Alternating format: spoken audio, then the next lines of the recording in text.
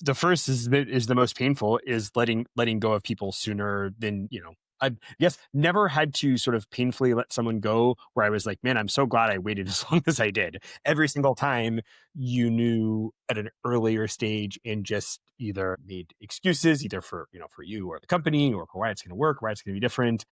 You would think that's one of those lessons. It's like, oh, you learn it and then you know it. But I mean, made that mistake 15 years ago and I've made it much more recently than that. It's a really, really hard one, but it definitely is. I'm better at it than I used to be, but I still don't think I've ever, and I've certainly never gone the other way where it's like, man, we've had to part ways, and later you're like, gosh, that was really dumb. Why did I do that? I owe Yeah. for life on ever having that experience. And I think one of the things that I've, I guess, come to accept about scaling startups, as you say, is that some people are the right fit for the company at the right time, but the wrong fit at another time. And it's not necessarily a failure of them, and it's not necessarily a failure of the company. And it's the like, oh, we just we grew apart.